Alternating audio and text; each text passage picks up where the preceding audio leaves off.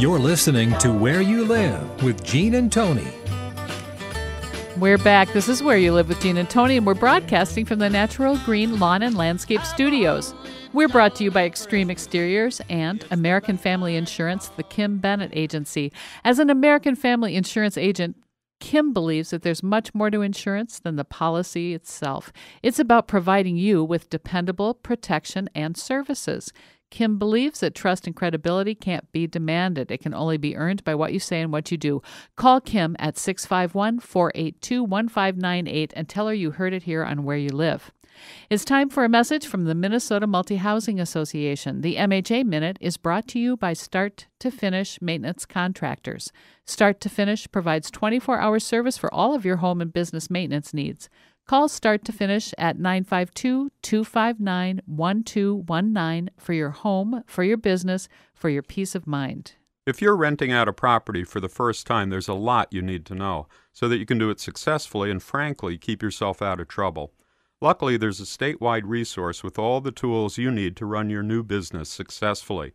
In fact, the Minnesota Multi-Housing Association regularly holds a seminar called Accidental Landlord, specifically designed for people who are renting out a property for the first time.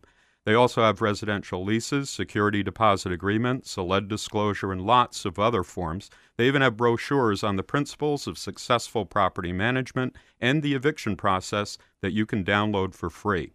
So if you want to know more about the Accidental Landlord Seminar or other classes about owning, managing, or maintaining anything from a single unit to a growing apartment portfolio, visit the Minnesota Multi-Housing Association's website, mmha.com. That's two M's, mmha.com.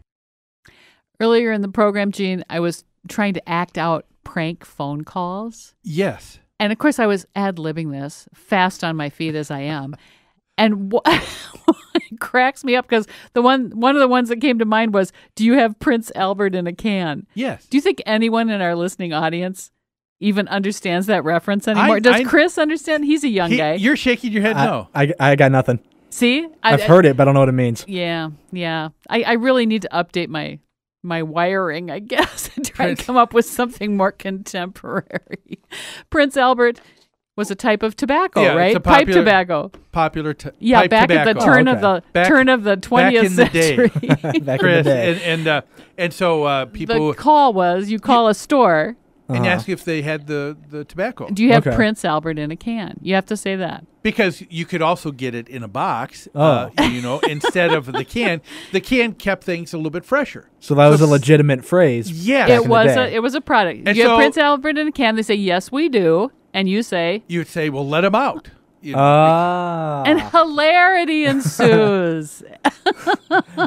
Bart Simpson would have understood that. Bart Simpson would have got it, and that's what I thought of, too. When he calls Moe's Bar, yes, that would be a contemporary reference that young people would understand. That's what a prank phone call is. Prince Albert in the can. May I speak to Amanda? Yes. Amanda who? Amanda Hug and Kiss.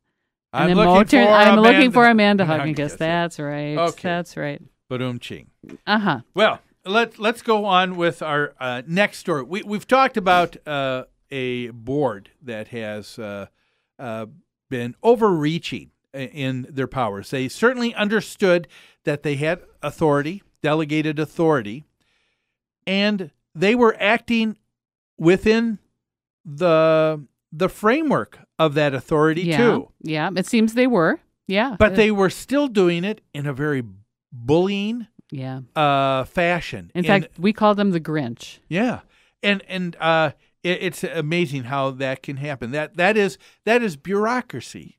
Yeah. Pure and simple. Worst. At its worst. Yeah. Yeah. So now we've got, in the last segment of the show, we're going to be talking about the exact opposite, because this is by all means not the way most associations run. Most associations have some very great people who donate and they're concerned about their neighbors. They're concerned about their community. Exactly. The board is concerned about the best interests of the entire community, and that's what we see by far. Yes. But now on the other side, you get a homeowner who says, I don't like what you're doing, and so I'm going to take things in my own hands, okay? And so now we are going to go from Virginia, we're going to go up the East Coast to the state of New Jersey. Okay. And apparently not too long ago, the New Jersey Appellate Division has reinstated a basic rule of condominium and homeowner association law.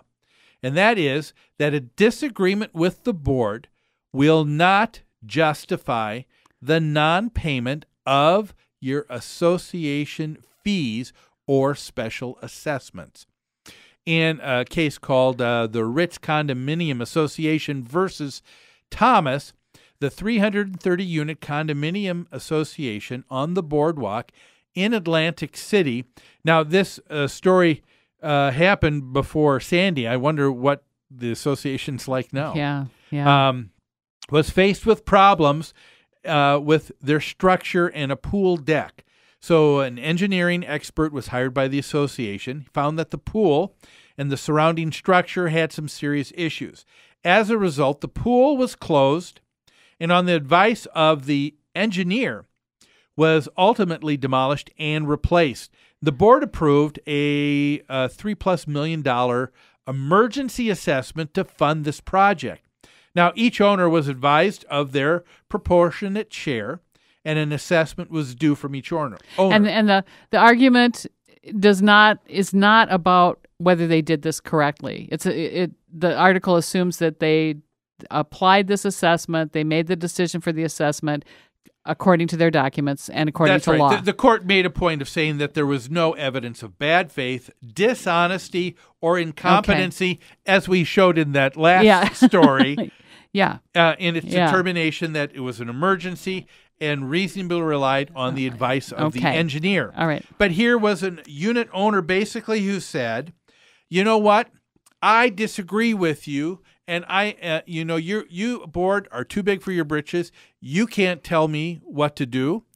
And so I don't agree in this, and so I'm just not going to pay you. I'm not going to pay that assessment. How many times do we hear that? Yeah, we hear that a lot. I'm going to withhold my assessments because my garbage didn't get picked up yesterday, or I don't like what you're doing with the money. Yes, we have a situation where there was a fire in one of our associations, and a couple units connected were damaged.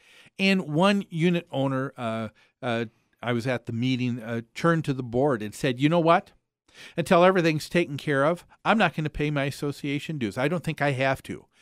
As if the fire was the fault of the board members or the association. Right. That's right. That's right. It was an accident that took place. Right. We're talking about 2 weeks in from the actual date of the incident, and when you're dealing with a fire and you're dealing with things that need to be redone, remodeled, and all that, the fact that it might take a couple of months is not absolutely unusual. And especially if it's going to affect more than one ownership in a common interest community. But you'll hear people from time to time say, that's like saying, you know what, this fire has inconvenienced me, so I'm not going to pay for my trash hauling. I'm not going to pay for my water and sewer anymore. I'm not going to pay for my insurance anymore. I'm not going to pay my mortgage payment anymore. Yeah. Does that make sense? No, because you're right. You make a good point. Because to that homeowner who says, I'm not going to pay, well, you're still getting services because That's right. your trash is still being picked up, and That's they expect to be paid. That's right. Associations may have the cable included in there, and guess what? Your snow is getting removed, your lawns are getting mowed, whatever. In this case, the homeowner was saying this wasn't an emergency. Yes. This pool deteriorating and falling off the So he property. thought he had him in an aha moment. I don't here. think it's an emergency. I'm not going to pay. The reality is it's the board's fiduciary responsibility, is it not? Yes. To protect the value of all the properties. Yes. And certainly losing your swimming pool is going to have a negative impact on your property value. And if you live in an association, if you own a home and live in a city, there are certain obligations by virtue of the fact that you signed a document owning that property saying that you are going to pay That's right. for the services that are provided, and you That's can't go without them. You can't say, I'm choosing not to do this. I'm choosing to pay for the sidewalk in front of my house, but I'm not going to pay for the sidewalk around the corner on the end of the block. Yes. And so the same kind of thing here. And what I like is that the New Jersey Appellate Division basically came out and they said, we are restating a basic rule. This is nothing new. In other words, that's right. This is the way things are established from when real estate was first transferred into someone else's hands. I also like the writer's phrase here where he says, unfortunately, this story is about a case where at least one owner did not read his governing documents and did not understand the law involving condominiums in his state before purchasing his home. Yeah. And that's so often the case. And that's what happens. What can a board do when that happens? Well, you want to be reasonable. So sometimes, in the case of one individual occasionally being upset because something needs to be done, a board may fudge a little bit because you want to be a good citizen. You want to be a good neighbor. You want to try and work with them. Okay, yeah. So you're saying like extend some time to pay this assessment maybe or something like that. Yeah. Or trying to deal with another issue that really might be at the base here. Yeah. Well, hey, that's all the time we've got. Folks, have a great rest of the weekend. Have a Merry Christmas. We'll see you here next Saturday on Where You Live with Gene and Tony. I have been chosen. Farewell, my friend. I go on to a better place.